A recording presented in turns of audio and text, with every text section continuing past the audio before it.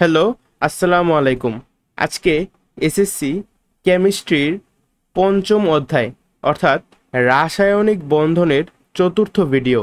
আজকে আমরা মূলত আয়নিক বন্ধন এবং ধাতব বন্ধন সম্পর্কে জানব।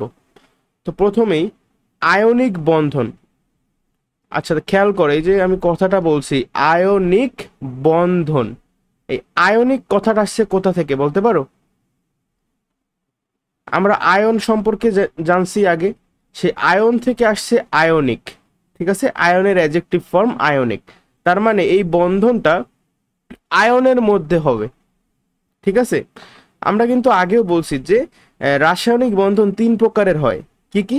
আয়নিক বন্ধন, সমযোজী বন্ধন আর ধাতব বন্ধন। আচ্ছা, তুমি কি বলতে পারো আয়নিক বন্ধন কাদের মধ্যে হয়?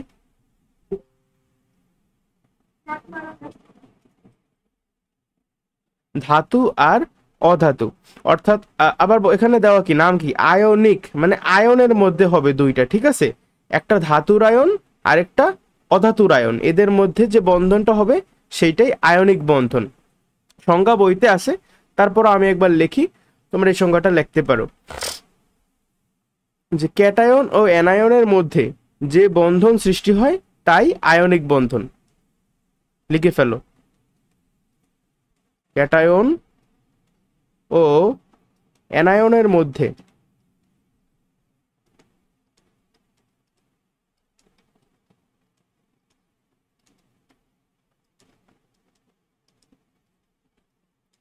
যে আকর্ষণ থাকে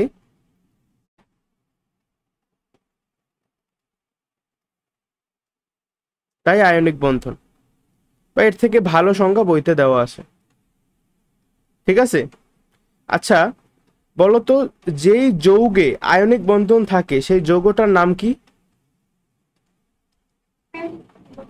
আয়নিক যৌগ। বুঝতে পারছো তুমি হিসাবটা? আচ্ছা, আয়নিক যৌগের আমার একটা উদাহরণ দাও তো। সোডিয়াম ক্লোরাইড হলো একটা আয়নিক যৌগের উদাহরণ। এটা কিভাবে একটা আয়নিক যৌগ? কারণ এই সোডিয়াম ক্লোরাইড যৌগে আয়নিক বন্ধন আছে। আমি কিভাবে, আচ্ছা এছাড়া কি কোনো উপায় আছে বোঝার? এই কোনটার ভিতরে, এই যে দেখা তো চেহারা দেখে কিন্তু আমরা সহজে বুঝতে পারি না যে এখানে আয়নিক বন্ধন নাকি অন্য কোনো বন্ধন আছে। ওই যে বললা যে আয়নিক বন্ধনটা কাদের মধ্যে হয়, এই প্রশ্নের মানে এইটার মাধ্যমে মূলত আমরা আসলে খুব তাড়াতাড়ি বুঝতে পারি আয়নিক বন্ধনটা কাদের মধ্যে হয়। আবার একটু বলো তো। একটা ধাতু আর একটা অধাতু। আচ্ছা, দুইটা অধাতুর মধ্যে কোন বন্ধন হয় বলতে পারো? সমযোজী বন্ধন। আর ধাতু, একটা মনে করো ধাতব পাত বা একটা ধাতব দণ্ড নাও, সেই দণ্ডের যে ধাতব পরমাণুগুলো আছে সে পরমাণুগুলোর মধ্যে যে বন্ধনটা থাকে সেই বন্ধনটার নাম কি? ধাতব বন্ধন। ঠিক আছে, তিন টাইপের ডিফারেন্ট ডিফারেন্ট বন্ধন আছে। যাই হোক, তাহলে একটা ধাতুর আয়ন নেব আর একটা অধাতুর আয়ন নেব, এদের মধ্যে যে বন্ধনটা হয় সেইটাই আয়নিক বন্ধন। আচ্ছা, এখন অনেকে আছে যারা ধাতু অধাতু এখনো জানে না, তাদের উদ্দেশ্যে কিছু কথা বলি, তোমরা একটু মনোযোগ সহকারে শুনবা।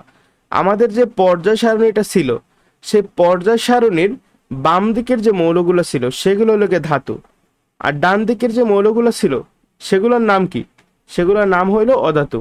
আমার এখানে ছবি আছে, সাপোজ আছে, তুমি একটা কাজ করো, বলো তো কোন কোন গ্রুপের মৌলগুলো ধাতু সাধারণত?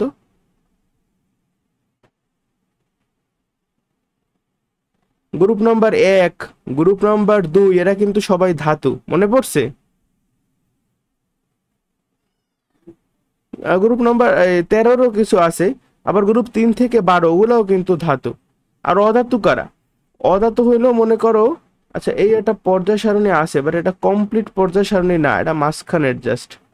আচ্ছা, পর্যায় সারণীর 17 নাম্বার গ্রুপ, 18 নাম্বার গ্রুপ, ঠিক আছে, 16 নাম্বার গ্রুপ, 15 নাম্বার গ্রুপ, এই গ্রুপগুলোতে যে মৌলগুলো আছে সেগুলো হইলো গিয়া অধাতু।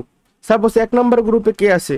এই যে হাইড্রোজেন, লিনাকে মানে lithium, sodium, potassium, rubidium, caesium আর কি ফ্রান্সিয়াম, এগুলো লাগে 1 নাম্বার গ্রুপের মৌল। এই 1 নাম্বার গ্রুপের হাইড্রোজেন বাদে নিচে যত এই যে 6টা মৌল আছে এরা প্রত্যেকেই হলো কি ধাতু, অর্থাৎ এদের সর্বশেষ শক্তি স্তরে যে একটা এক্সট্রা ইলেকট্রন আছে সেই ইলেকট্রনটাকে এরা ত্যাগ করে। আমরা জানি যে 1 নাম্বার গ্রুপের সাধারণ ইলেকট্রন বিন্যাস কেমন বলো তো?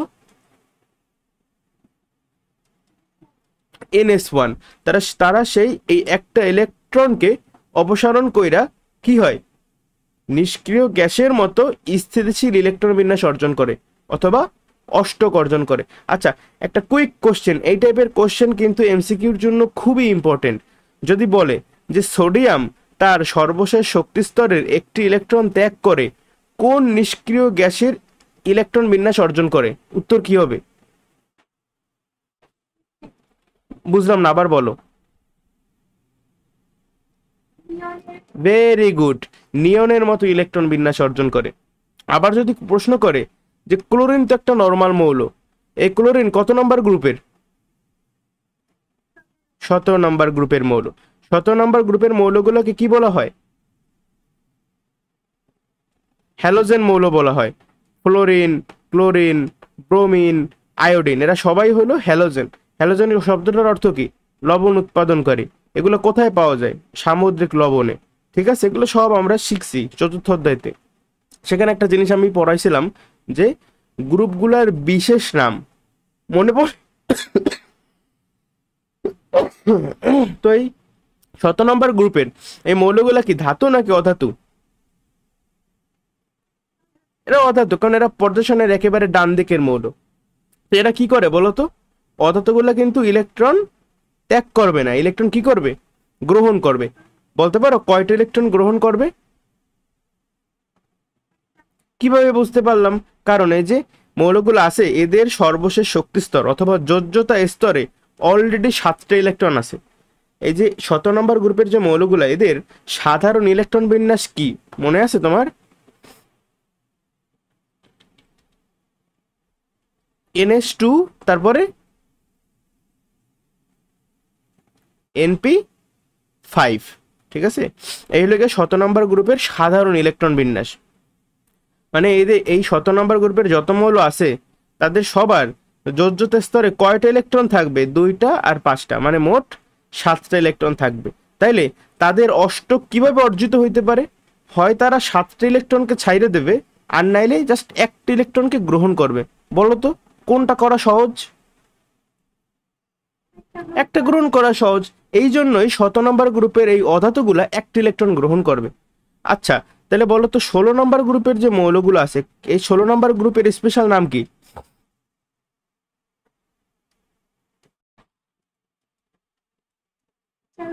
ভেরি গুড, তোমার তো মনে আছে, চ্যালকোজেন মৌল।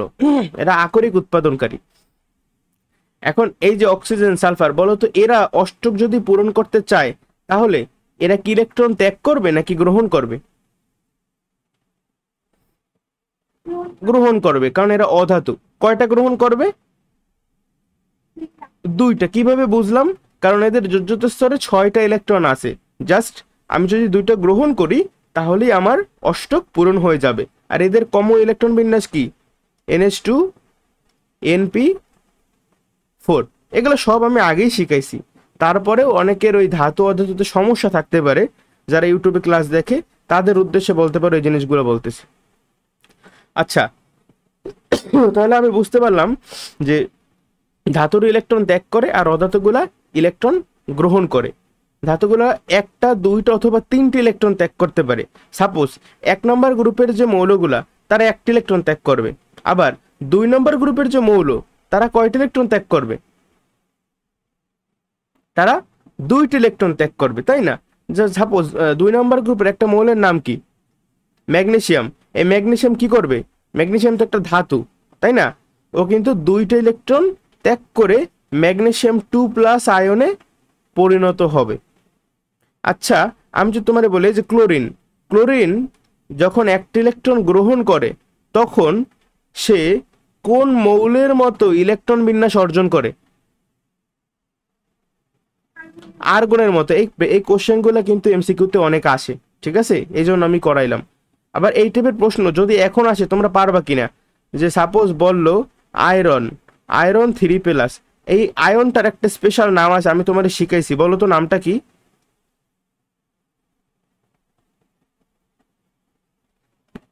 ফয়কারে ফে, এরপর কি? Ferric ion. ঠিক আছে, এই যে ফেরিক আয়নে বলো যে ইলেকট্রন কয়টা আছে? পারবা নাকি পাস করবা? কয়টা?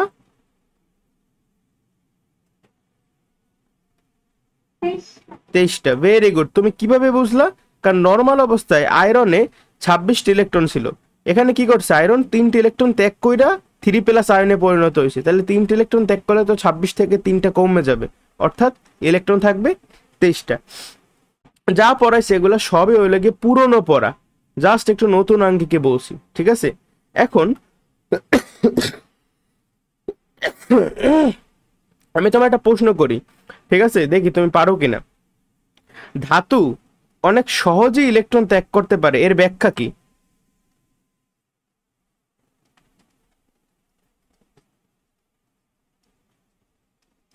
ধাতু সহজেই ইলেকট্রন ত্যাগ করতে পারে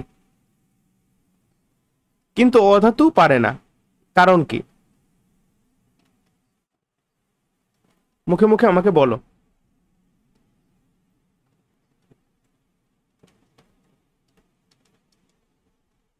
পারবা?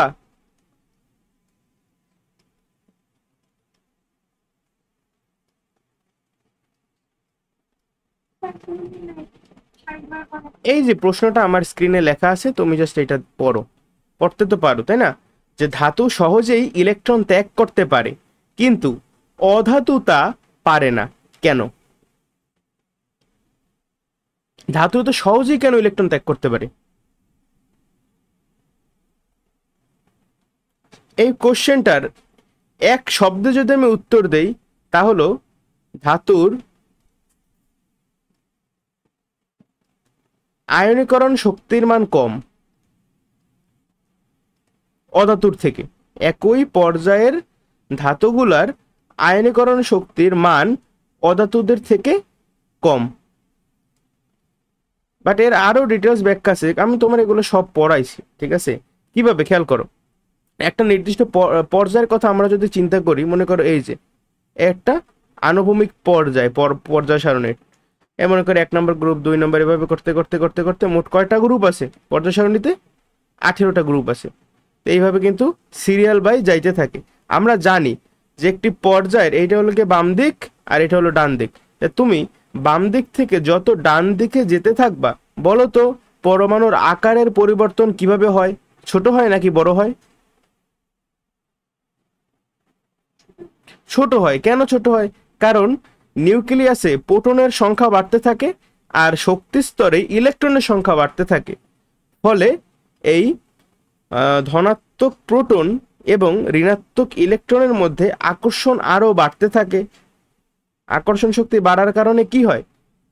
ইলেকট্রন নিউক্লিয়াসের কাছাকাছি চলে আসে শক্তি স্তর সমেত, ফলে পরমাণুর আকার হ্রাস পেতে থাকে। কিন্তু যখনই একটা নির্দিষ্ট গ্রুপের, মনে করো উপর থেকে নিচে আসে, উপর থেকে যখন নিচে আসে পর্যায় সারণীর একটা নির্দিষ্ট গ্রুপের, তখন কি হয়?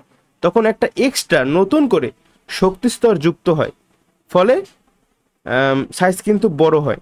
ঠিক আছে, এই ব্যাখ্যাগুলো আমি তোমাদেরকে আগেই শিখাইছি, বাট এই ব্যাখ্যার মাধ্যমে আমি কিন্তু আয়নীকরণ শক্তির ব্যাখ্যাও আমি দিছিলাম। তোমার মনে পড়ে কিনা যে যেহেতু এই বাম পাশের যে ধাতুগুলো আছে এদের সাইজ তুলনামূলকভাবে অধাতুর থেকে কিন্তু বেশি, তাহলে যেহেতু সাইজ বেশি, ফলে কি হয়েছে? ফলে এই যে কেন্দ্রের নিউক্লিয়াস আর এই যে শক্তি স্তরে যে ইলেকট্রন আছে এদের কি দূরত্ব অনেক বেশি, যেহেতু বড় সাইজে। তো দূরত্ব যদি বেশি হয় তাহলে আকর্ষণ কম হবে, আর আকর্ষণ যদি কম হয় তাহলে এই ইলেকট্রনটাকে কিন্তু সহজেই আমি সরাতে পারবো, অর্থাৎ ধাতু সহজে ইলেকট্রন ত্যাগ করতে পারবে। মনে পড়ছে? কিন্তু অধাতুর ক্ষেত্রে কি? অধাতু তো সাইজে ছোট ধাতুর থেকে, একই পর্যায়ের। ঠিক আছে, যেহেতু সাইজে ছোট, ফলে প্রোটন বা নিউক্লিয়াস আর বাইরের শক্তি স্তরে যে ইলেকট্রন আছে এদের মধ্যে কিন্তু দূরত্ব কম। দূরত্ব কম মানে কি, এদের মধ্যে আকর্ষণ বেশি। তা আকর্ষণ বেশি হলে এই ইলেকট্রনটাকে এত সহজে কি সে ত্যাগ করতে পারবে বলো? সে কিন্তু এত সহজে ইলেকট্রনটাকে ত্যাগ করতে পারবে না। অর্থাৎ অধাতুর ক্ষেত্রে আমার বাইরে থেকে অনেক বেশি শক্তি দিতে হবে ইলেকট্রনটাকে সরানোর জন্য। তার মানে অধাতুর ক্ষেত্রে কি আয়নীকরণ শক্তির মান অনেক বেশি, আর ধাতুর ক্ষেত্রে আয়নীকরণ শক্তির মান কি কম। ক্লিয়ার? তাহলে এই জন্যই ধাতু সহজেই ইলেকট্রন ত্যাগ করতে পারে। ব্যাখ্যাটা তুমি যদি পরীক্ষা আসে লিখতে পারবা? আচ্ছা, এর অপোজিট কোশ্চেনটা যদি আমি তোমারে করি যে অধাতু সহজেই কি করে বলো তো?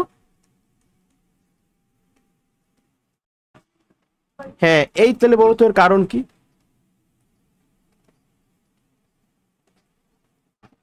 অধাতু সহজেই ইলেকট্রন গ্রহণ করতে পারে কিন্তু ধাতু পারে না, কারণ কি?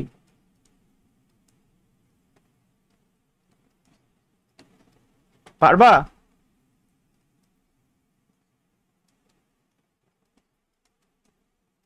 এরও যদি আমি এক শব্দের মাধ্যমে অ্যান্সার দেই, দেখো অধাতু বা যে কোনো একটা মনে করো মৌলের পরমাণু এই যে ইলেকট্রন গ্রহণ করে, ইলেকট্রন গ্রহণ করলে ও কিন্তু একটা নির্দিষ্ট পরিমাণ শক্তি কি করে বিকিরিত করে। ওই নির্দিষ্ট পরিমাণ শক্তিকে কি বলি আমরা? ইলেকট্রন আসক্তি বলি। মনে আছে ইলেকট্রন এফিনিটি? কিন্তু গ্যাসীয় অবস্থায় কিছু শর্ত ছিল। গ্যাসীয় অবস্থায় কোনো মৌলের এক মোল গ্যাসীয় পরমাণুতে একটি একটি করে এক মোল ইলেকট্রন প্রবেশ করিয়ে এক মোল একক ঋণাত্মক আয়নে পরিণত করলে যতটুকু শক্তি নির্গত হয় তাই ইলেকট্রন আসক্তি। মনে পড়ে? এর একক ছিল কিলোজুল পার মোল। এগুলো আমি চতুর্থ অধ্যায়ে সবকিছুই পড়াইছি, ওই জিনিসগুলোই কিন্তু এখন আসতেছে।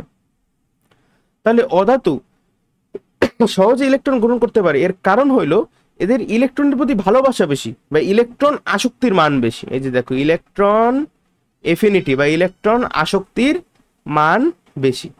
বাট ধাতুর কি মান বেশি নাকি কম? ধাতুর কিন্তু ইলেকট্রন আসক্তির মান কম। ঠিক আছে? বা এই জিনিসটার আমরা যদি একটু যে বিস্তারিত ব্যাখ্যাটা দেই যে দূরত্ব বা পরমাণুর আকারের মাধ্যমে, তাইলে আরেকটু সহজে বুঝতে পারবা। দেখো অধাতু যেহেতু সাইজে ছোট, মনে করো এইটা একটা অধাতুর পরমাণু আর এইটা একটা ধাতুর পরমাণু, এরা কিন্তু একই পর্যায়ের। ঠিক আছে? মনে করো এইটা হলো সোডিয়াম, এইটা হলো গিয়ে ক্লোরিন। ক্লোরিন ছোট আর এই যে সোডিয়াম একটু বড়। এখন এই ক্লোরিন মনে করো এই বাইরে একটা ইলেকট্রন রাখলা, এই একটা ইলেকট্রন রাখলা আর এখানে একটা ইলেকট্রন রাখলা। চিন্তা করো তো কোন পরমাণুটা ইলেকট্রনের প্রতি আকর্ষণ বেশি দেখাবে? যেহেতু এইখানে ক্লোরিনের ক্ষেত্রে দেখো আমার কিন্তু পরমাণুর আকারটা ছোট, তার মানে নিউক্লিয়াস থেকে যে বহিস্থ যে ইলেকট্রনটা এদের মধ্যবর্তী কিন্তু দূরত্বটা কম তুলনামূলকভাবে। তো দূরত্ব যেহেতু কম, তাহলে এই নিউক্লিয়াস আর ইলেকট্রনের মধ্যে কি বেশি বল কাজ করবে না? অর্থাৎ ইলেকট্রনের প্রতি আসক্তি বেড়ে যাবে। কিন্তু এইখানে দেখো নিউক্লিয়াসটা পরমাণু কিন্তু তুলনামূলকভাবে এটার থেকে বড়। যেহেতু বড়, তার ফলে এই নিউক্লিয়াস আর বাইরের যে ইলেকট্রন এদের মধ্যবর্তী কিন্তু দূরত্বটাও একটু বেশি। ঠিক আছে? দূরত্বটাও একটু বেশি, তাহলে কি এদের মধ্যে কম বল কাজ করবে? অর্থাৎ এই ইলেকট্রনের প্রতি কি ইলেকট্রন আসক্তি একটু কম হবে না?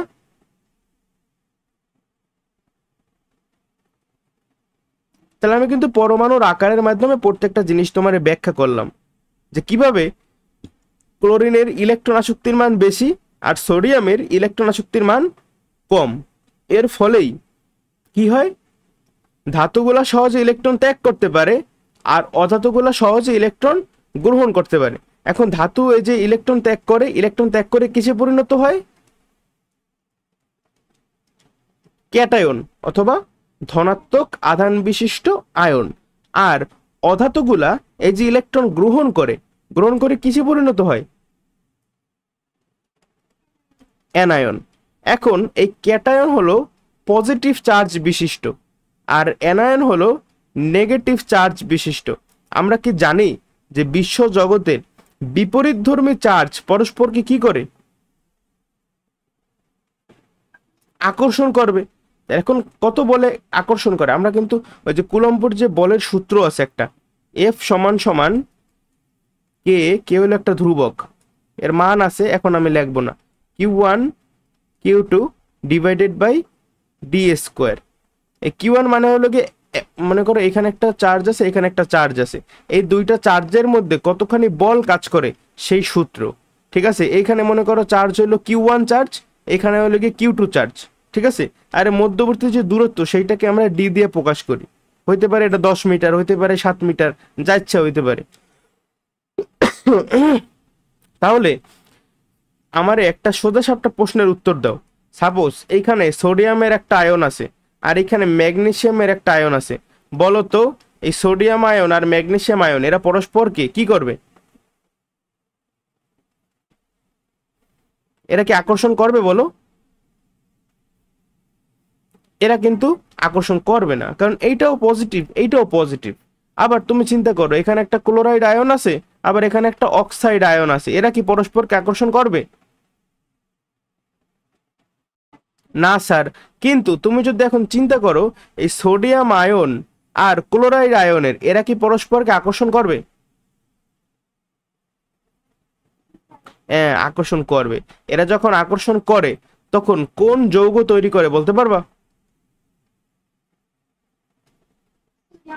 সোডিয়াম ক্লোরাইডের একটা পরিচিত নাম আছে, সেইটা বলো। খাবার লবণের সংকেত না এটা? আমরা যে লবণ খাই, এটা সোডিয়াম ক্লোরাইড, বুঝতে পারছো? আচ্ছা, তারপর আমি যদি চিন্তা করি, এই যে ম্যাগনেসিয়াম আয়ন আর এই যে অক্সিজেন আয়ন, এদের মধ্যে কি কোনো আকর্ষণ কাজ করবে নাকি বিকর্ষণ করবে? এই আকর্ষণ কাজ করার ফলে বলো তো কোন যৌগের সৃষ্টি হবে?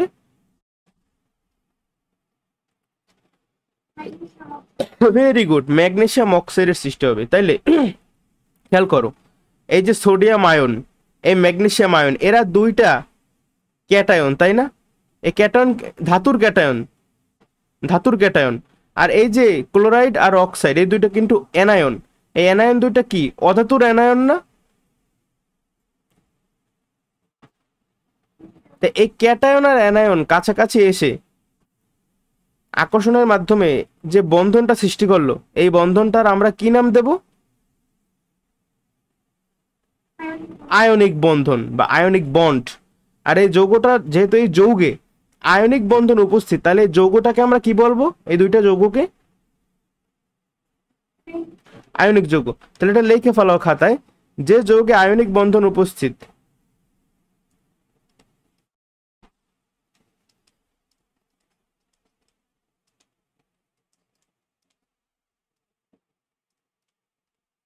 যে যৌগে আয়নিক বন্ধন থাকে তা আয়নিক যৌগ। ঠিক আছে?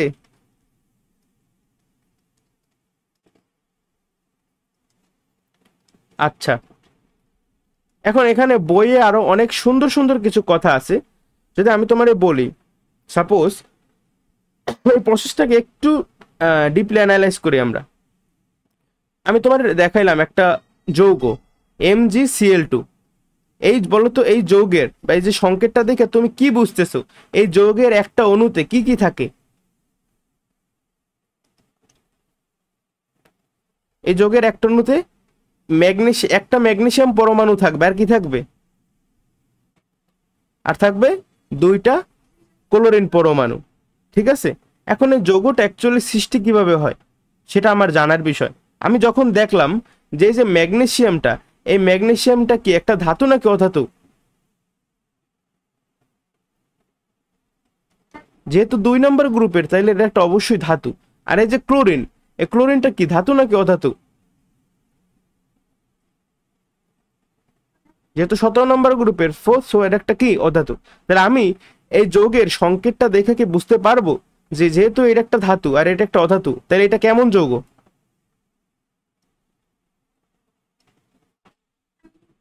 Ionic compound. Very good. তাহলে আমাদের যদি এমসিকিউ আসে যে নিচের কোনটি আয়নিক যৌগ বা নিচের কোনটি সমযোজী যৌগ, আমরা কি অ্যান্সার করতে পারবো? আমরা জাস্ট দেখবো যে ওই সংকেতে ধাতু নাকি অধাতু নাকি দুইটাই অধাতু, ঠিক আছে? তাইলেই আমরা বুঝে যাব যে আসলে কাহিনী কি। এখন ম্যাগনেসিয়াম ক্লোরাইড এই যে যৌগটা কিভাবে গঠিত হয়েছে, এই টাইপের প্রশ্ন কিন্তু আমাদের পরীক্ষায় আসতে পারে। দেখো, প্রথমে ম্যাগনেসিয়াম একটা নিরপেক্ষ মৌল, এটা কিন্তু একটা নিরপেক্ষ মৌল, ঠিক আছে? এখন তুমি আমারে বলো, ম্যাগনেসিয়াম ধাতু অষ্টক অর্জনের জন্য কি করবে? দুইটি ইলেকট্রন ত্যাগ করবে, তাই না? -2 ইলেকট্রন।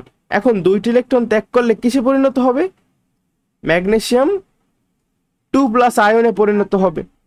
আবার ক্লোরিন, এই ক্লোরিন পরমাণু কি করবে অষ্টক অর্জনের জন্য? একটা ইলেকট্রন গ্রহণ করবে। তাহলে যে গ্রহণ করবে কয়টা? একটা ইলেকট্রন গ্রহণ করলে কিসে পরিণত হবে? ক্লোরাইড আয়নে বা Cl-এ, ঠিক আছে? এখন চিন্তা করো, এখানে ম্যাগনেসিয়াম সাহেব দুইটা ইলেকট্রন ত্যাগ করছে, বাট একটা ক্লোরিন তো জাস্ট একটা ইলেকট্রনই নেবে, ওরা তো আমি জোর করে দুইটি ইলেকট্রন নিতে পারবো না। কিন্তু যেহেতু এখানে ও দুইটি ইলেকট্রন দেছে, আমার এখানেও দুইটি ইলেকট্রন নেওয়ান লাগবে। তাহলে আমি কি করতে পারি? এই জন্য আমি সমতা করব, ঠিক আছে? আমার মনে করো এইখানে 2 আনা লাগবে। এখন আমি কি শুধুমাত্র এইখানে 2 আনতে পারবো? না, আমার এইখানেও 2 আনতে হবে, আবার আমার এইখানেও 2 আনতে হবে। বুঝতে পারছো? আমার কিন্তু এখানে যদি যদি ম্যাগনেসিয়াম দুইটি ইলেকট্রন ত্যাগ করে, তাহলে আমার এইখানেও দুইটি ইলেকট্রনই ওর গ্রহণ করতে হবে। এখন তাহলে আমি নিচে মনে করো সরল করি, সরল টাইপের আমরা ম্যাথে যেভাবে করি। ছিল কি একটা ম্যাগনেসিয়াম, দেখো ম্যাগনেসিয়াম যোগ এখানে -2 ইলেকট্রন, এখানে +2 ইলেকট্রন, এই দুইটা কি কাটাকাটি হয়ে গেছে না? কাটাকাটি হয়ে গেছে। এখানে কি দুইটা ক্লোরিন, এই যে ম্যাগনেসিয়াম +2 ক্লোরিন, তাহলে কি তৈরি করলো? তৈরি করলো একটা ম্যাগনেসিয়াম আয়ন আর দুইটা ক্লোরাইড আয়ন। এখন একটা ম্যাগনেসিয়াম আয়ন আর দুইটা ক্লোরাইড আয়নের মধ্যে কি আকর্ষণ কাজ করবে?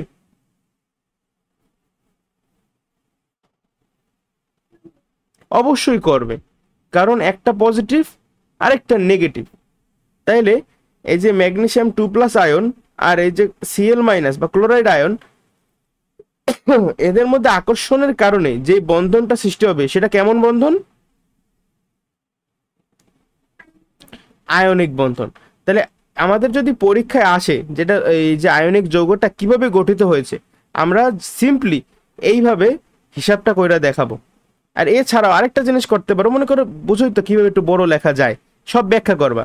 যে ম্যাগনেসিয়ামের ইলেকট্রন বিন্যাস মনে করো ব্যাখ্যা করবা, যে ম্যাগনেসিয়ামের ইলেকট্রন বিন্যাস দেখাবা যে এর কত 3 নাম্বার শক্তি স্তরে 2টি ইলেকট্রন থাকে। তো এই ম্যাগনেসিয়াম যদি নিষ্ক্রিয় গ্যাসের মতো ইলেকট্রন বিন্যাস অর্জন করতে চায়, তাকে 2টি ইলেকট্রন ত্যাগ করতে হবে। এইভাবে মনে করো পুরা মানে আলতু ফালতু কথা লাগবে না, সত্য কথাটাই লাগবা। প্লাস নাম্বার বাড়ানোর জন্য আরেকটা আমি তোমার নিনজা টেকনিক দিতে পারি। স্যাররা কিন্তু চিত্র খুবই পছন্দ করে, তোমরা চিত্র দেওয়ার চেষ্টা করবে এখানে, ঠিক আছে? চিত্রটা কিভাবে দেবা আসো আমরা পরের পৃষ্ঠায় দেখি। প্রথমে একটা ম্যাগনেসিয়াম আঁকি আমরা, আমার তো হাতে রাখা ভালো। আচ্ছা, একটা কাজ করি, এখান থেকে শেপ নিয়ে আঁকি, তাইলে সুন্দর হবে। আনে তোমরা কিন্তু একসাথে খাতায় এটা আঁকো। এই মনে করো একটা নিউক্লিয়াস, ঠিক আছে? ম্যাগনেসিয়াম আঁকবো আমরা। আচ্ছা, তারপরে এইখানে মনে করো শক্তি স্তর দেব।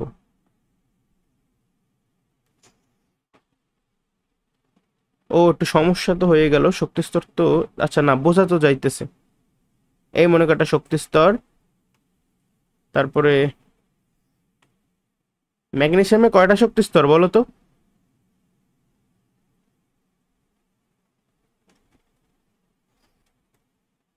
তিনটা, অবশ্যই, কারণ ম্যাগনেসিয়াম 3 নাম্বার পর্যায়ের, তোর কিন্তু 3টা শক্তি স্তর। আচ্ছা, এই হলো আমাদের ম্যাগনেসিয়াম, আমি আইকে ফালাইলাম। তো কাজ করি,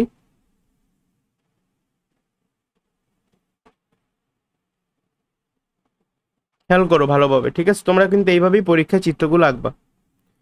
এই ম্যাগনেসিয়ামের আমরা ইলেকট্রনগুলো দিয়ে দিই। এই মনে করো একটা ইলেকট্রন, এই আর একটা। আমরা জানি প্রথম শক্তি স্তরে দুইটা, দ্বিতীয় শক্তি স্তরে একটা, দুইটা, তিনটা, চারটা, পাঁচটা, ছয়টা, সাতটা, আটটা। তারপরে বাকি থাকে কয়টা? আরো দুইটা। তাহলে মনে করো এই একটা আর এই একটা, ম্যাগনেসিয়ামের ইলেকট্রনগুলা দিয়ে দিলাম।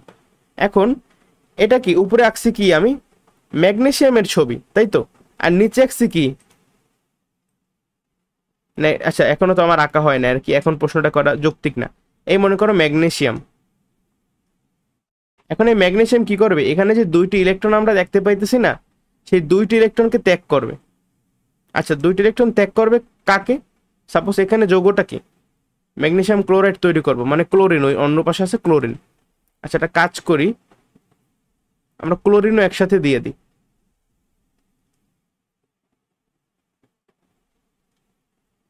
এই মনে করো আমাদের ক্লোরিন। ক্লোরিন এখন আঁকা শেষ হয় না, আরো কিছু আঁকা বাকি আছে। কারণ আমরা জানি ক্লোরিনে ইলেকট্রন কয়টা থাকবে? 17টা। আমাদের এখন পর্যন্ত 12টা ইলেকট্রন হয়েছে। 13টা, 14টা, 15টা, 16টা, 17টা। আচ্ছা, আরেকটু কাহিনী করছে, যেহেতু আমাদের এখানে দুইটা ক্লোরিন, তাহলে আমার তো দুইটা ক্লোরিন লাগবে।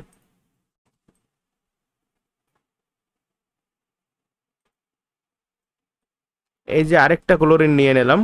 আচ্ছা, একটা কাজ করো, ম্যাগনেসিয়ামকে মাঝখানে রাখি। ও শিট, কি হইলো এটা? আচ্ছা দাঁড়াও, আম,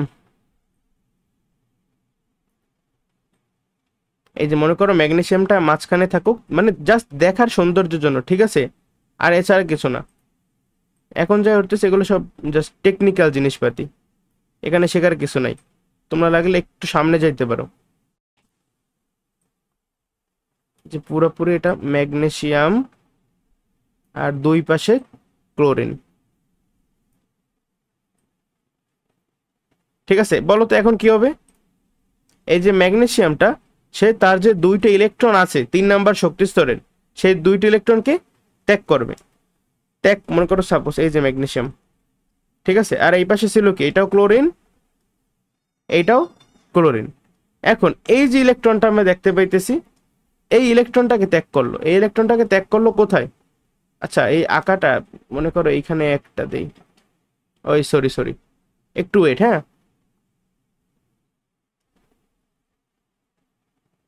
মানে জাস্ট আঁকা সুবিধার্থে এখান থেকে লালটাকে মুছি।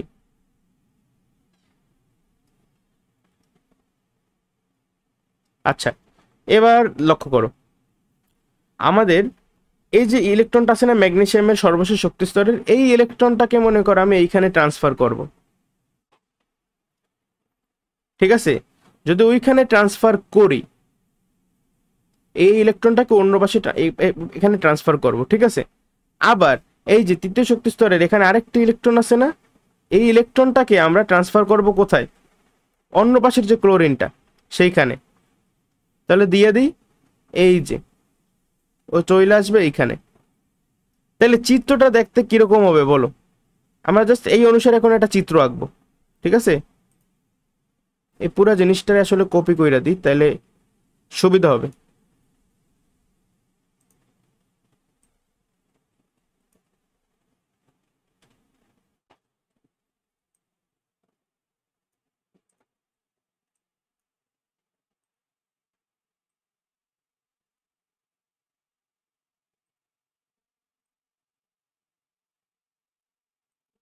আচ্ছা, তোমরা আঁকতেছো তো খাতায়, নাহলে কিন্তু সময় নষ্ট হবে। তাহলে নতুন যে ছবিটা হবে দেখো, ওই সাদা মানে ওই যে ম্যাগনেসিয়ামের ইলেকট্রনটা এখানে চলে আসবে। আবার এইখানেও যে ইলেকট্রনটাকে ত্যাগ করছে এই ম্যাগনেসিয়ামের, এই ইলেকট্রনটা এখানে এসে পড়ছে। তাহলে ওর কিন্তু ছবিটা সাপোজ এই যে এরকম হয়ে যাবে, ঠিক আছে? তাহলে এখন এই যে ছবিগুলো হয়েছে, এরা কে? এই দেখো, এটা কিন্তু ক্লোরিন আর নাই, নর্মাল ক্লোরিন। এটা কি হয়ে গেছে? এটা হয়ে গেছে ক্লোরাইড আয়ন। আবার এই পাশে কিন্তু নর্মাল ক্লোরিন নাই, ও কিসে পরিণত হয়েছে? ক্লোরাইড আয়নে। আর মাঝখানে, আচ্ছা আরেকটা চিত্র আঁকা বাকি আছে আমাদের, মাঝখানে থাকবে আমার নর্মাল যে কি বলে ম্যাগনেসিয়াম আয়ন, ঠিক আছে?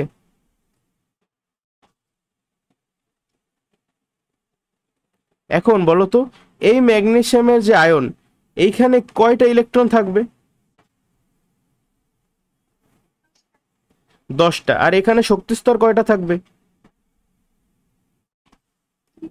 এখানে কিন্তু জাস্ট 2টা শক্তিস্তরই অবশিষ্ট থাকবে। এই যে 1টা 2টা 3টা 4টা 5টা 6টা 7টা 8টা 9টা 10টা। তাহলে এই ছবিটার নাম কি দেবো আমরা? ম্যাগনেসিয়াম নাকি ম্যাগনেসিয়াম 2+? ম্যাগনেসিয়াম 2+। আর আমরা আয়ন যখন আঁকবো সেটা একটা কাজ করব, আমরা অবশ্যই একটা থার্ড ব্র্যাকেট ইউজ করব, ঠিক আছে? এখানে অবশ্যই একটা থার্ড ব্র্যাকেট ইউজ করবা, এটা নিয়ম আর কি।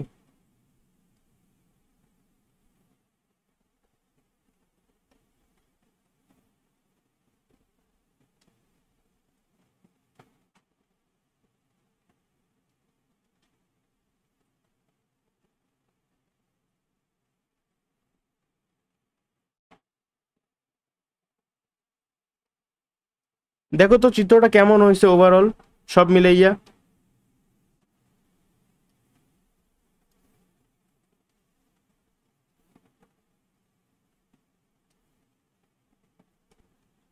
প্রথমে ছিল কি? প্রথমে ছিল মাঝখানে একটা ম্যাগনেসিয়াম পরমাণু আর দুই পাশে 2টা ক্লোরিনের পরমাণু। তারপর কি করলো? ম্যাগনেসিয়ামটা 2টি ইলেকট্রন ত্যাগ করলো, 2টি ইলেকট্রন ত্যাগ করে পরিণত হয়েছে ম্যাগনেসিয়াম 2+ আয়নে। আর এই যে ক্লোরিন, এই ক্লোরিন পরিণত হয়েছে ক্লোরাইড আয়নে, আবার এই ক্লোরিনটাও পরিণত হয়েছে ক্লোরাইড আয়নে। এখন কি হবে বলো তো একটু? এখন এই আয়নগুলোর মধ্যে এই ম্যাগনেসিয়াম আয়ন আর এই দুই পাশের ক্লোরাইড আয়ন, এদের মধ্যে কি করবে? আকর্ষণ বল কাজ করবে, বুঝছো? খেয়াল করো জিনিসটা, আমি তোমার একবার লিখি। এই যে ক্যাটায়ন আর অ্যানায়নের মধ্যে কেমন আকর্ষণ বল কাজ করবে, এটারে বলে যে স্থির বৈদ্যুতিক আকর্ষণ বল। আমাদের বই থেকে এক্সাক্ট এই কথাটাই বলা, স্থির বৈদ্যুতিক আকর্ষণ বল। আরেকটা নাম আছে, ওটা কি বলতো?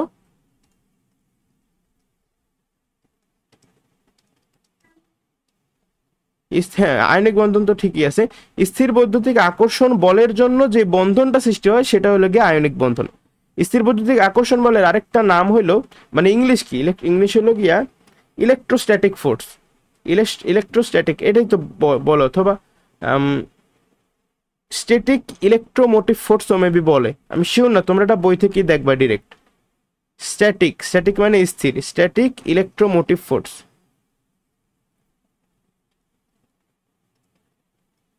এর আরেকটা নাম আছে, সেটা হলো গিয়ে কুলম্ব আকর্ষণ বল, ঠিক আছে? স্থির বৈদ্যুতিক আকর্ষণ বল কি বলা হয়? কুলম্ব আকর্ষণ বল। এই সব কিন্তু সেম জিনিস। এই বলো তো, কুলম্ব আকর্ষণ বল কাদের কাদের মধ্যে কাজ করবে? ধনাত্মক চার্জ বিশিষ্ট ক্যাটায়ন আর ঋণাত্মক চার্জ বিশিষ্ট অ্যানায়নের মধ্যে। আর এই বন্ধনটা কিন্তু, বা এই যে কুলম্ব আকর্ষণ বল, এটা কিন্তু অনেক বেশি স্ট্রং। তাহলে যেহেতু এই বলটা অনেক বেশি স্ট্রং, তাহলে এই বলের জন্য যে বন্ধনটা কাজ করবে, অর্থাৎ আয়নিক বন্ড, এই আয়নিক বন্ডটাও কি হবে? অনেক বেশি স্ট্রং, ঠিক আছে? আগামী ক্লাসে আমরা আয়নিক বন্ধন, তারপর সমযোজী, মানে আয়নিক সমযোজী যৌগ, এদের বিভিন্ন বৈশিষ্ট্য আছে, গলনাঙ্ক, স্ফুটনাঙ্ক, দ্রাব্যতা, দ্রবণীয়তা, বিদ্যুৎ পরিবাহিতা, এগুলো বিস্তারিত জানতে পারবো। এখন এই আয়নিক বন্ড এই সম্পর্কে তোমার কোনো প্রশ্ন থাকলে করতে পারো।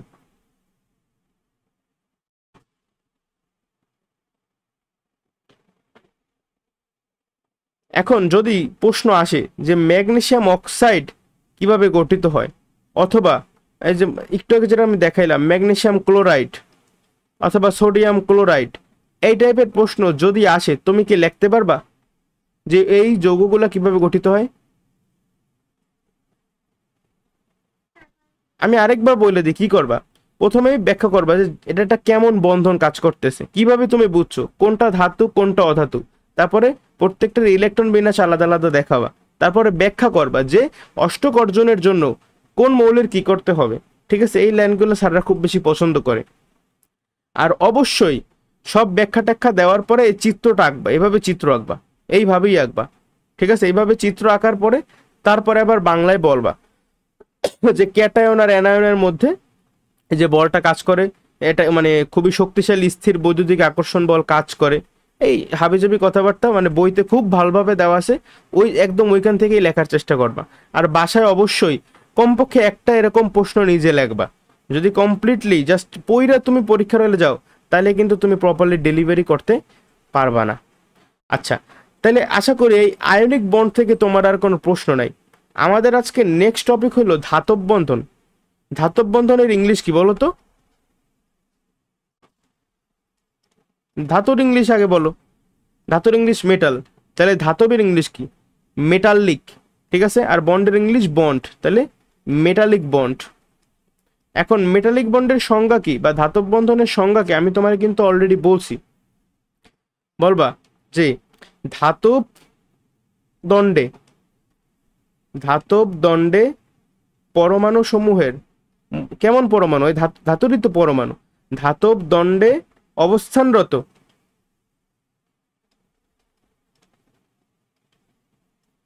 অবস্থানরত পরমাণু সমূহের মধ্যকার আকর্ষণ বল। সংজ্ঞাটা কি কঠিন লাগছে বলো?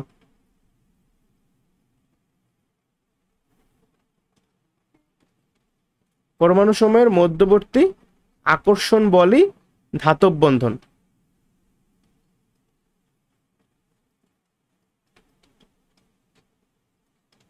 আচ্ছা, এটা যদি উদাহরণ আমি তোমারে দেই, সাপোজ একটা তুমি কার্টুন বা মুভি টুভি তো দেখছো, সেখানে কিন্তু গোল্ড বার দেখছো তুমি। ওই যে ধরা পড়ে না, ওই যে এয়ারপোর্টে মাঝে মাঝে সোনার চকলেট দেখছো তুমি টিভিতে কখনো? মানে সোনার মতো আর কি। আমি ওটার বলতাম সোনার চকলেট আর কি, ওগুলার ইংলিশে বলে গোল্ড বার। ঠিক আছে, ওগুলা স্মাগলিং করে বিদেশ দিয়ে, অনেক দাম। তাই মনে করে একটা গোল্ড বার মানে কি, এটা সোনার তৈরি। সোনা কিন্তু একটা ধাতু, ঠিক আছে? মনে করো এটা সোনার দণ্ড। এই সোনার দণ্ডে সোনা ছাড়া আর কিছু নাই, শুধু সোনা আর সোনা। শুধু এই মনে করো প্রত্যেকটা হলো কি সোনার পরমাণু, কি অরাম। এই যে সোনার পরমাণু, অনেকগুলা সোনার পরমাণু এখানে আছে। এই সোনার পরমাণুগুলোর মধ্যে কোন আকর্ষণ বল কাজ করবে? আয়নিক বন্ধন কাজ করবে নাকি সমযোজী বন্ধন কাজ করবে? ধাতব বন্ধন বা মেটালিক বন্ড। এখন ধাতব বন্ধনটা কিভাবে অ্যাকচুয়ালি গঠিত হয়, এই প্রশ্নটা অনেকের মাথায় আসে, আর এটাই স্বাভাবিক।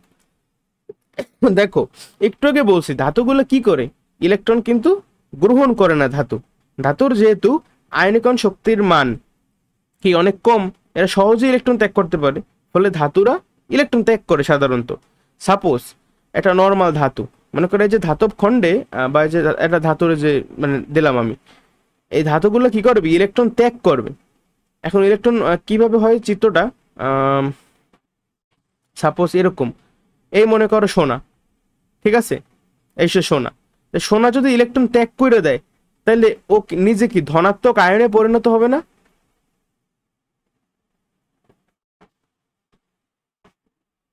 এতে এখানে কিন্তু মনে করো অনেকগুলো সোনার এই যে মানে নিউক্লিয়াসটা আর কি, বা বলতে পারো ইলেকট্রন ত্যাগ করে দিয়েছে, বাইরের কিছু ইলেকট্রন তারা ত্যাগ করে দিয়েছে। ত্যাগ করে দেওয়ার ফলে কি হয়েছে? তারা নিজেরা কিন্তু ধনাত্মক আধান বিশিষ্ট আয়নে পরিণত হয়েছে। এগুলার নাম আছে, এগুলোর স্পেশাল নাম আমি তোমার লেখা দিই। এগুলার বলে পারমাণবিক শ্বাস। কি বলে? আমাদের বইতে একটা চিত্র আছে এরকম, এদেরকে বলা হয় পারমাণবিক শ্বাস। ইংলিশ পারো পারমাণবিক শ্বাসের? পারমাণবিক কি? অ্যাটমিক, আর শ্বাস মানে core, atomic core, atomic core. এখন এই ইলেকট্রন, ওই যে যে ইলেকট্রনগুলোকে এটা ত্যাগ ত্যাগ করছে, সেগুলো কি বলবো? দেখো এই ইলেকট্রনগুলো কিন্তু মাঝামাঝি থাকে। এই মনে করো এখানে একটা ইলেকট্রন, এখানে একটা ইলেকট্রন, এখানে একটা ইলেকট্রন, এই জিনিসটি আর কি মনে করো রিপিটিশন হয়। ঠিক আছে, কপি পেস্ট মারিরা ছবি আইকা দিই, দাঁড়ো। এই মনে করো, তারপরে এই আরেক ধাপ, আর আঁকা লাগবে না। এই হলো একটা ধাতব দণ্ড। এখানে আমরা দেখতেছি কি, এই যে পারমাণবিক শ্বাসগুলোর মধ্যে মধ্যে ইলেকট্রন থাকে।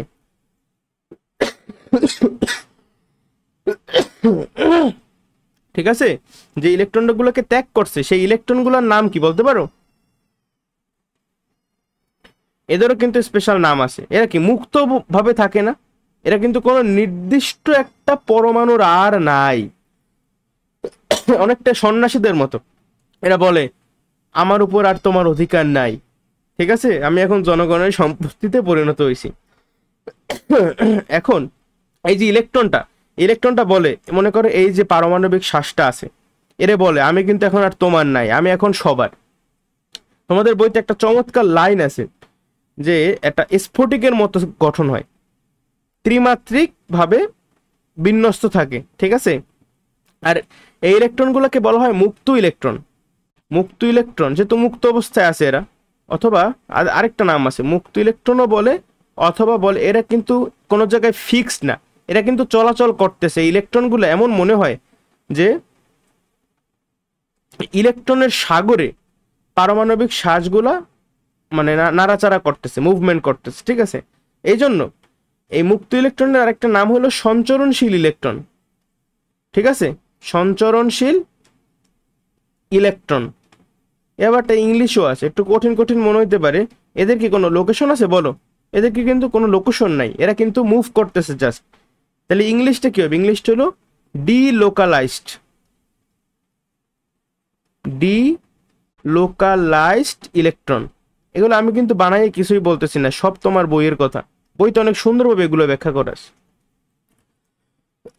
তাহলে এখানে তোমাদের কোনো সমস্যা আছে বলো এই ছবিতে? এই ধাতব বন্ধনগুলো কিন্তু অনেক স্ট্রং। প্রশ্ন আসে যে ধাতব বন্ধন কেন এত স্ট্রং? কারণ এই যে মুক্ত ইলেকট্রনগুলো দেখো, এই পারমাণবিক শ্বাসগুলোর মধ্যে অবস্থান করে। দেখো এই একটা পারমাণবিক শ্বাস, আবার এই আর একটা পারমাণবিক শ্বাস, এদের মাঝখানে এই যে একটা মুক্ত ইলেকট্রন। এখন আমরা জানি পজিটিভ আর নেগেটিভ একে অপরকে কি করে?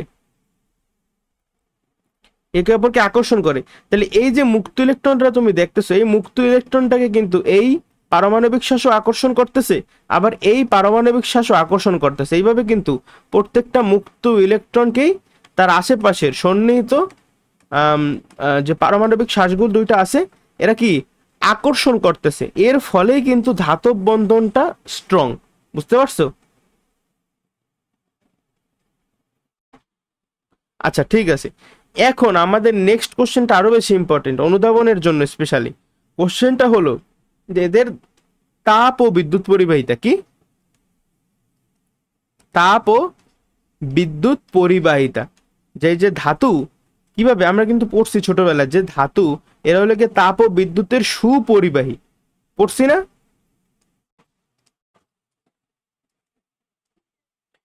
তাহলে এর কারণটা কি আমাদের সেটা এখন জানতে হবে। আমি যদি এক কথায় উত্তর দেই, তাহলে ধাতুর তাপ ও বিদ্যুৎ সুপরিবাহী হওয়ার পিছনের প্রধানতম কারণ হইল এই মুক্ত ইলেকট্রন। কি? মুক্ত ইলেকট্রন। প্রশ্ন আসতে পারে কিভাবে, তাই না? কিভাবে তারা কারণ হইল? আচ্ছা একটা কাজ করি, আগের পৃষ্ঠা থেকে আমরা এই ছবিটা একটা ছবি তুলি, দাঁড়াও এই জিনিসটার পরবর্তী পৃষ্ঠায় লাগবে কাজে। আচ্ছা দেখো, আমরা সাপোজ আমরা অ্যানোড আর ক্যাথোডের নাম শুনছি।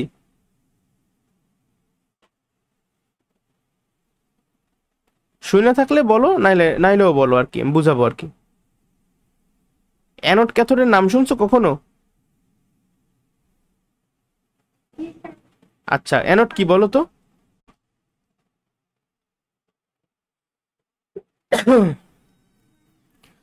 আচ্ছা সমস্যা নাই। সাপোজ আমাদের কাছে একটা ব্যাটারি আছে। কি আছে? ব্যাটারি আছে। ব্যাটারির দুইটা প্রান্ত থাকে, একটা হলো পজিটিভ প্রান্ত, আরেকটা নেগেটিভ প্রান্ত। সাধারণত আমরা ব্যাটারিকে, আচ্ছা এটা ব্যাকা হয়ে গেছে, দাঁড়াও সোজা, আমি আবার সোজা চিত্র আঁকতে পারি না, খেয়াল করো। এইটা একটু সোজা, একটু বড় একটা, আরেকটা একটু ছোট। এখন যেটা বড় সেটাকে আমরা পজিটিভ প্রান্ত ধরি, ঠিক আছে? এইটা হলো কি পজিটিভ প্রান্ত, আর এটা হলো একটা নেগেটিভ প্রান্ত। আর এই মানে জিনিসটা কি, জিনিসটা হলো একটা ব্যাটারি, ঠিক আছে? এই ব্যাটারির মাধ্যমে আমি কি করছি, সাপোজ এই যে পুরাটা তুমি দেখতে পাইতেছো না, এই পুরো জিনিসটা উপরের, এইটা একটা ধাতব দণ্ড, কি এটা একটা ধাতব দণ্ড। আমি তো দেখাইছি যে ধাতু কিন্তু ভিতরে এভাবে এভাবে থাকে, পারমাণবিক শ্বাস, আর তাদের মধ্যে মধ্যে এই যে মুক্ত ইলেকট্রনগুলো বিরাজমান অবস্থায় থাকে। এখন আমি যদি একটা ব্যাটারিকে কানেক্ট করি ওই ধাতব দণ্ডের দুই প্রান্তের সাথে, মনে করো এই যে কানেক্ট করে দিলাম, আবার এই অন্য প্রান্তটাও কানেক্ট করে দিলাম। এখন এই যে বড়, যেটা আমি বড় দাগ, সেটা কি পজিটিভ প্রান্ত। তাহলে এই যে ধাতব দণ্ডটা তুমি দেখতেছো, ধাতব দণ্ডের এই যে পাশটা, এই পাশটা কি পজিটিভ হয়ে যাবে না?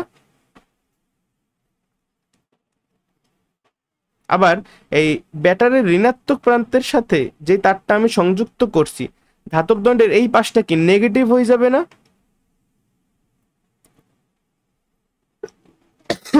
এখন এই যে প্রান্তটাকে অ্যাকচুয়ালি নেগেটিভ কেন বলে জানো? কারণ এই প্রান্তে অনেক বেশি ইলেকট্রন থাকে, এই যে ব্যাটারি থেকে অনেক বেশি ইলেকট্রন এই পাশে থাকে, এই জন্য এটারে নেগেটিভ প্রান্ত বলে। তাহলে তুমি যখন এই ব্যাটারিটা কানেক্ট করে দেবা, তখন এক্সট্রা যে ইলেকট্রন, সেই ইলেকট্রনগুলো কি এইখানে আসবে না?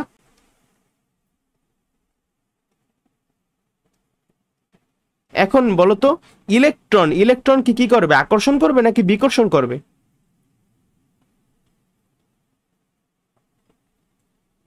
অবশ্যই বিকর্ষণ করবে, তাই না? কারণ সমধর্মী চার্জ পরস্পরকে বিকর্ষণ করে। আর এই যে পারমাণবিক শ্বাস বা অ্যাটমিক কোর আছে, এই অ্যাটমিক কোরগুলো এভাবেই থাকবে, এখানে কোনো সমস্যা নেই। কিন্তু এই যে মুক্ত ইলেকট্রন, মানে মুক্ত মানে কি, এটা চলাচল করতে পারে। এই যে এই ইলেকট্রনটা তুমি দেখতেছো এইখানে, এটা কিন্তু এখানে ফিক্স না। এটা মনে করো এইখানে যাবে, আবার এইটা এইখানে যাবে, মানে এক একটা এক এক জায়গায় চলে যাবে। বাট এরা কিন্তু ত্রিমাত্রিক ভাবে সাজানো থাকে। যদিও আমি এখন মানে একটা 2D সারফেসে তো একটা 3D জিনিস আসলে বোঝানো যায় না, যদি সামনাসামনি বুঝতে পারতাম তাহলে ভালো হইতো। যাই হোক, এই যে ইলেকট্রনটা, এই ইলেকট্রন কিন্তু এই মুক্ত ইলেকট্রনগুলোকে বিকর্ষণ করবে। দেখো আমি এইখানে যে ইলেকট্রনটা আঁকছি, এগুলো কিন্তু মুক্ত ইলেকট্রন না, এটা কিন্তু এই যে ব্যাটারির নেগেটিভ প্রান্ত, এখানে অনেক ইলেকট্রন আছে, সেগুলো জাস্ট এখানে আসছে। আর এই মাঝখানের যে ইলেকট্রন, ধাতব দণ্ডের ইলেকট্রন, এগুলো হলো গিয়ে মুক্ত বা সঞ্চরণশীল ইলেকট্রন। তাহলে এই ইলেকট্রনগুলোর কারণে এই ইলেকট্রনগুলো বিকর্ষণ অনুভব করবে, ফলে কি হবে, ফলে কিন্তু ইলেকট্রনের, দেখো তো এইদিকে একটা প্রবাহ হবে কিনা, মানে মুক্ত ইলেকট্রনগুলো আস্তে আস্তে এইদিকে সরবে না বলো, এই ইলেকট্রনের বিকর্ষণের কারণে। ইলেকট্রনগুলো সইরা সইরা কিন্তু এই প্রান্তে চলে আসবে, ঠিক আছে? এইটাই হইলো গিয়া ধাতুর বিদ্যুৎ পরিবাহিতা। এখানে কি তোমার কোনো সমস্যা আছে বলো?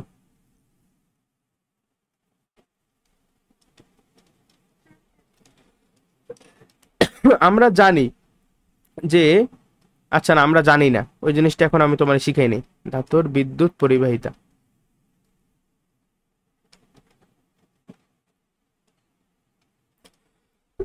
একটা ফুল সার্কিট কিভাবে গঠিত হয়। সাপোজ সার্কিট মানে বাংলা হলো গিয়ে বর্তনী, ঠিক আছে? এই মনে করো একটা সার্কিট, এই মানে এখানে মনে করো একটা ইলেকট্রিক বাল্ব আছে বা লাইট, ঠিক আছে? এটা লাইট, তারপর এই, আর এইটা হলো গিয়ে ব্যাটারি। এখন এটা কিন্তু একটা ফুল সার্কিট, মানে কি, ইলেকট্রন এই যে ঋণাত্মক প্রান্ত থেকে ইলেকট্রন এইখানে আসবে, তারপরে বাতিতে মানে দেবে, তারপরে আবার এইখানে আসবে, সার্কিটটা কিন্তু ফুল। কিন্তু যদি এমন হইতো, মনে করো এই তারের এইখান থেকে আমি ছিঁড়ে ফেলাইলাম, তাহলে বলো তো কারেন্ট কি ফ্লো হবে? তাহলে কিন্তু কারেন্ট ফ্লো হবে না। কারেন্ট অনেক চালাক, কারেন্ট মানে ইলেকট্রন আর কি, ইলেকট্রনের প্রবাহই কারেন্টের প্রবাহ বা বিদ্যুতের প্রবাহ, ঠিক আছে? সামান্য পার্থক্য আছে।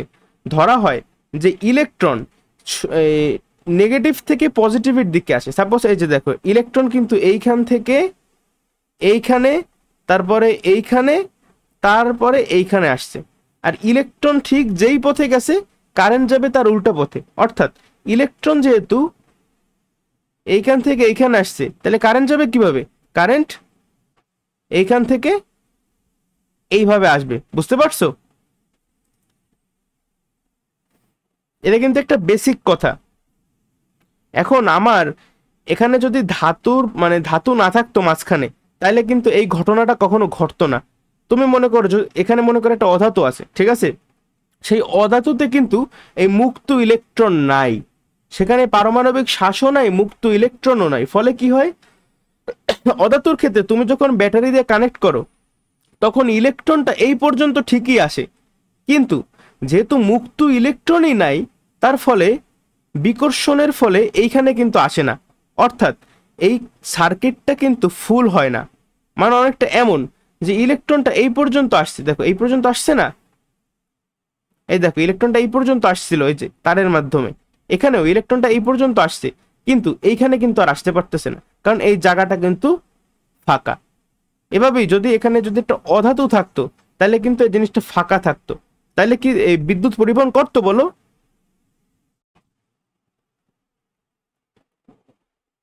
তাহলে কিন্তু বিদ্যুৎ পরিবহন করতে পারতো না। তোমার কি এখানে সমস্যা আছে কোনো?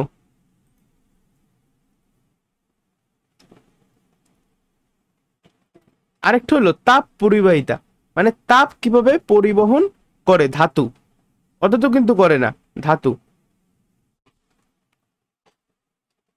সাপোজ আমরা যে কোনো একটা ধাতব দণ্ড মনে করে নিলাম, এই একটা ধাতব দণ্ড, এই ধাতব দণ্ডর তুমি মনে করো যে কোনো একটা প্রান্তে, মনে করো এই প্রান্তে আমরা আগুন জ্বালাই দিলাম, মানে আগুন আগুন দিয়ে আর কি তাপ দিতেছে এখানে, ঠিক আছে? এখন আগুন দিয়ে যদি তুমি এখানে তাপ দাও, এই তাপটা এখানে আসতেছে আসতেছে, এই প্রান্তটা কিন্তু গরম হয়ে যাইতেছে। এখন এই প্রান্ত যে গরম হয়, আর তুমি মনে করো হাত দিয়ে এই প্রান্ত ধরে রাখছো, এটা তুমি তুমি কি করছো, তুমি হাত দিয়ে এই প্রান্ত ধরে রাখছো আর কি। এখন এই যে তাপটা, তাপটা কি শুধু এইখানেই থাকবে, নাকি এই তাপটা তোমার হাতেও আসবে? তাপটা কিন্তু তোমার হাতেও আসবে। আমরা জানি যে তাপ কি কি কি পড়ছিলাম, যে পরিচলন, পরিবহন, বিকিরণ, এই তিনটা পদ্ধতিতে কি তাপের সঞ্চারণ হয়, এ ছোটবেলায় পড়ছিলাম আর কি, এই জন্য বললাম। এখন আমার প্রশ্ন হইল, এই ধাতু দণ্ডের এক প্রান্তে তাপ দিলে সেই তাপ কিভাবে অন্য প্রান্তে ছড়িয়ে যায়? এই প্রশ্নের উত্তরও কিন্তু মুক্ত বা সঞ্চরণশীল ইলেকট্রন, ওই সঞ্চরণশীল ইলেকট্রনের জন্যই এটা সম্ভব হয়। ব্যাখ্যা করে জিনিসটা, তুমি যখন এখানে তাপ দিতেছো, তাপ কি শক্তির একটা রূপ না বলো? তাপ শক্তি। তাহলে তুমি এখানে তাপ শক্তি যখন দিতেছো, এখানে যে মুক্ত ইলেকট্রনগুলো আছে, ওই মুক্ত ইলেকট্রনগুলো কি করতেছে বলতে পারো? সেই শক্তিটাকে শোষণ করতেছে। শক্তিটা শোষণ করলে এদের মধ্যে শক্তিটা আসতেছে এই ইলেকট্রনগুলোর মধ্যে। ইলেকট্রনগুলোর মধ্যে শক্তির তো বিভিন্ন রূপ আছে। এখন ওই তাপ শক্তিটা ইলেকট্রনগুলায় গতি শক্তির যোগান দেয়, কি করে? গতি শক্তির যোগান দেয়। ফলে ইলেকট্রনগুলা কি করে, বেশি বেশি নাড়াচাড়া করে, লাফালাফি করে, সহজ কথা, ঠিক আছে? লাফালাফি করে এক জায়গাতে অন্য জায়গায় যাইতে থাকে, শান্তি নাই কোনো। এভাবে লাফাইতে লাফাইতে এই পাশের যে ইলেকট্রনগুলা, মুক্ত ইলেকট্রনগুলা যেগুলা তাপ শক্তি পাইছে, সেগুলা আস্তে আস্তে আস্তে আস্তে এই প্রান্তে এসে যায়। বুঝতে পারছো কিভাবে তাইলে তাপ এক প্রান্ত থেকে অন্য প্রান্তে পরিবাহিত হয়?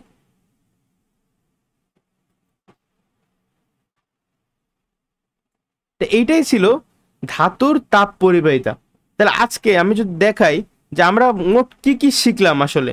একদম শুরুতে আমরা দেখলাম যে আয়নিক বন্ধনের বেসিক, যে আয়নিক বন্ধনটা কেন বা কিভাবে গঠিত হয় অ্যাকচুয়ালি, বা কেন গঠিত হয়, তাই না? কাদের কাদের মধ্যে আয়নিক বন্ধন গঠিত হয়, ঠিক আছে? এরপরে দেখাইছি যে ধাতু কেন সহজে ইলেকট্রন ত্যাগ করতে পারে, অধাতু কেন সহজে ইলেকট্রন গ্রহণ করতে পারে, ঠিক আছে? তারপর ক্যাটায়ন অ্যানায়ন কি, এগুলো সব আগের পড়া, তারপরও জাস্ট একটু রিক্যাপ করছি। তারপর আয়নিক বন্ধন এমসিকিউতে আসলে কিভাবে বুঝবা যে এটা একটা আয়নিক যৌগ অথবা এটা একটা সমযোজী যৌগ। তারপর একটা বড় প্রশ্ন আমি ভালোভাবে ব্যাখ্যা করছি যে তোমরা পরীক্ষার হলে কিভাবে অ্যান্সার করবা, কিভাবে এক্স্যাক্টলি ছবিটা আঁকবা বা কি কি লেখবা, ইচ অ্যান্ড এভরিথিং কিন্তু তোমাকে বলা হয়েছে, ঠিক আছে? এটা কেমন বল, স্থির বৈদ্যুতিক আকর্ষণ বল, এই হাবিজাবি কথা মানে বইতে অনেক সুন্দর করে দেওয়া আছে, বইয়ের ভাষায় লেখার প্র্যাকটিস করবা। তারপর ধাতব বন্ধন সম্পর্কে আমরা একদম বিস্তারিত আলোচনা করছি, এখানে আর বাকি নাই তেমন কিছু, ঠিক আছে? ধাতব বেশি বেশি গুরুত্বপূর্ণ হলো কি ধাতুর যে বিদ্যুৎ আর তাপ পরিবাহিতা, এটা কিভাবে করে, কেন করে। সহজ উত্তর তো মুক্ত ইলেকট্রন, বাট বিস্তারিত কি ব্যাখ্যা সেটাও কিন্তু আমি তোমাদেরকে দিছি। আচ্ছা, তাহলে আজকের পড়া নিয়ে তোমার কি কোনো প্রশ্ন আছে বলো? আচ্ছা, আজকে পড়া নিয়ে যদি প্রশ্ন না থাকে তাহলে আজকে পড়া এই পর্যন্তই। সবাই নিজেরা ভালো থাকো। অপরকেও ভালো রাখো। আসসালামু আলাইকুম।